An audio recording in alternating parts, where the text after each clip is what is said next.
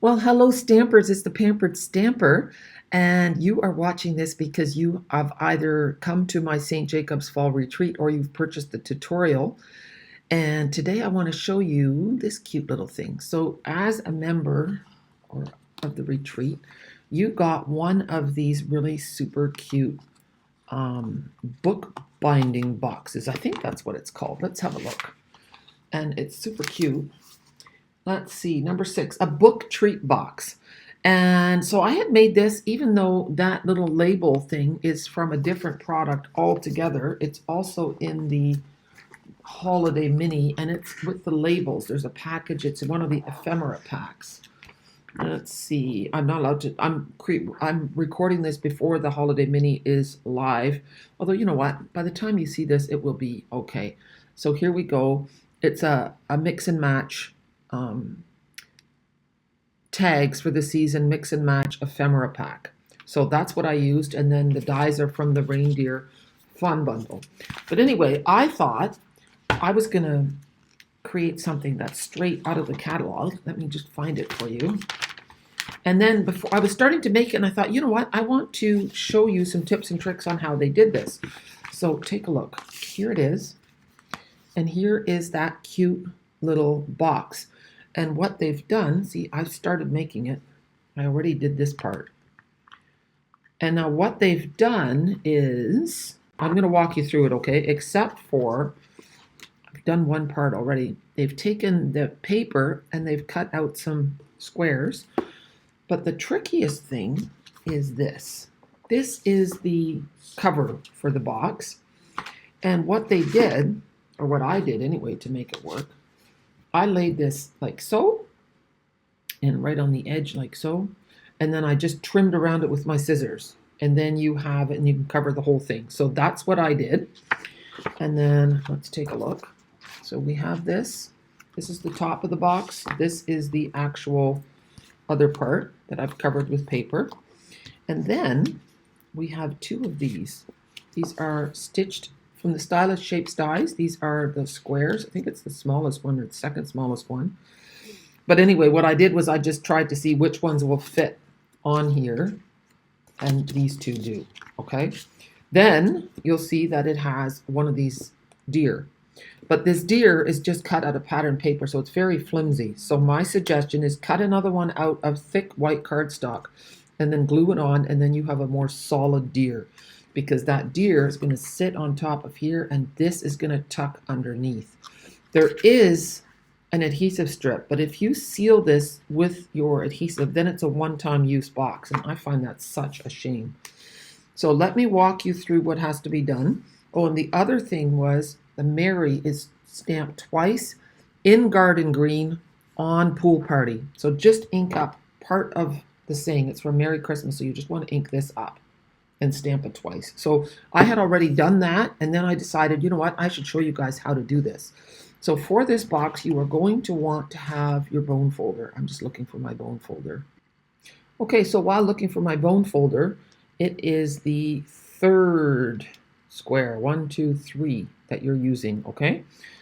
So those are the Stylish Shapes dies. Now we're just going to fold these nice and crisp with the bone folder. That will make your box just that much nicer.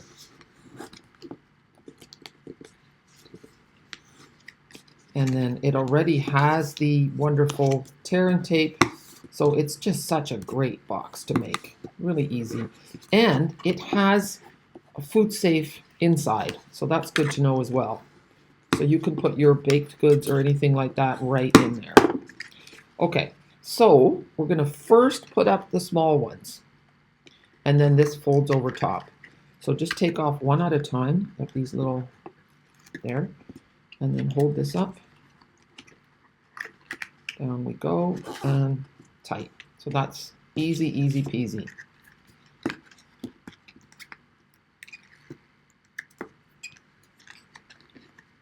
And down we go. So this would just be a great little project for you to do with some friends. The package has 10 in it.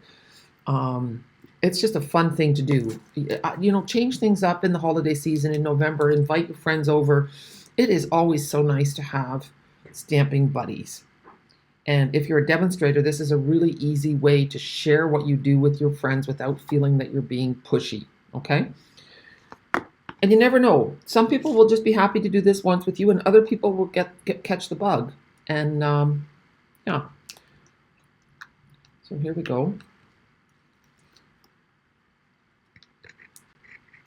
So that's a great way, because as a demonstrator, you're always looking for new customers, and you want to do it in an organic way that doesn't scare people off, that doesn't seem pushy, and just plain sharing what you do is the way to do it in a really friendly, informal way.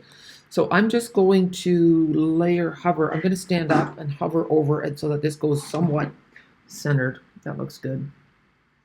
There. And then I could have decorated this top part first, but you can also just lay it like this. Sorry. There. So now I'm looking at the box again. So this is also a great way to teach your customers to use the catalog as an idea book. And and it doesn't have to be exactly the same. This one goes sideways a little bit, and this one goes up a little bit. So we'll do this one first. And those I'm just going to go flat on. If you wanted to, you could also make it a little sturdier by putting white in behind it, but you don't have to for this. It's just a background. And it doesn't even, I thought maybe the red would show through, but it doesn't. So that's cool. And now this one.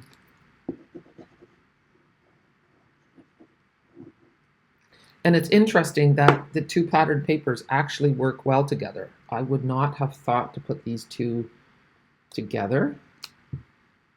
So you know what? You learn from that. And samples sell. So when you have things made for people to look at, that is also nice. And people, I used to think, if it's in the catalog, then why should I make it? Because they've already seen it in the catalog. But no. It's really nice to make the catalog come to life. So I'm just layering the two dies over top of each other to make it sturdy. There. You could even do it another time. You know what? I have one more. I'm going to do a triple deer. And that way it'll be nice and sturdy. You could even, if you wanted to, put it on a piece of chipboard, that thicker cardboard that comes with our pattern paper sometimes. There. That would be a fun thing to do for if you wanted to make this into an ornament or a tag. It's so cute. Okay, so now we're going to pop this up, but before we do that, I'm just going to close it up because this is going to stick underneath the deer. So the poppers are going to be on the antlers, on the feet, and on the backside. So antlers, feet, and backside. Got to remember that. Antlers, feet, and backside. So I've got big ones and I have little ones. So for the back side, the antlers, here, the feet, and the antlers, here, a big one. The back side can be a big one, here, and I'm going to put another one. I want to have this deer as firmly affixed as possible. Let me just see again where it's going to go. Antlers, feet. Yeah, I can do one on the foot too. And that's a little guy. Oops, I've got two. I'll put one right there and right there. Okay. I'm hoping that I did this right. Let's find out. You know what? I'm gonna peel these off. So I'm gonna hold that like so, and he's just kind of gonna go under the nose a little bit.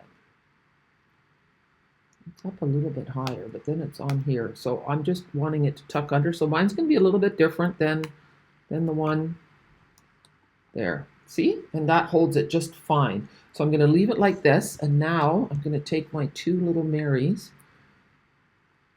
And I think I'm going to leave them flat. Do I want to pop them up? You know what? I'm going to pop them up.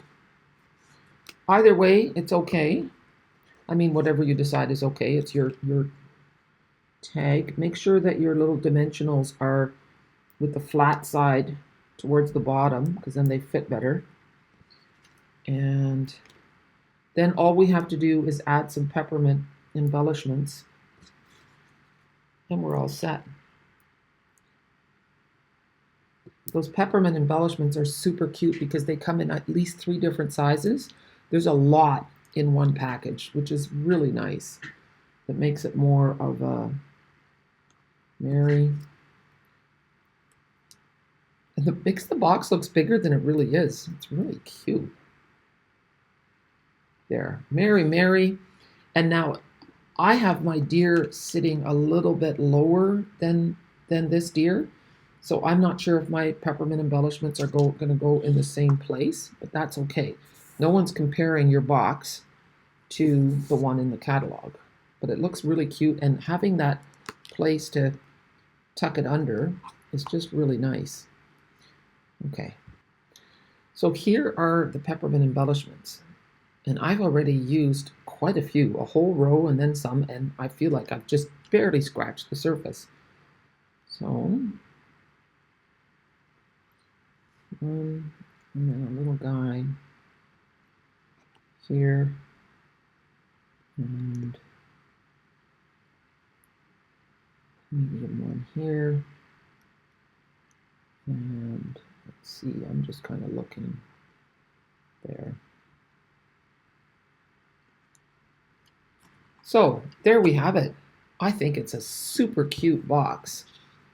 So again, looking for new customers, invite them over to create with you, looking for new stamping buddies, or do it with your family. It's a great way, especially I find that if you have a bit more of a strained relationship with your family, then it's nice if you have something to do together. The conversation flows a little more easily. Anyway, I wasn't meaning for this project to have such a philosophical bent, but I hope that you enjoyed it. And I'm trying to find my other box. And then you can see what you can do it just simply and decorate the front, or you can trace it around, and then cover your whole box. Either way, they're really cute.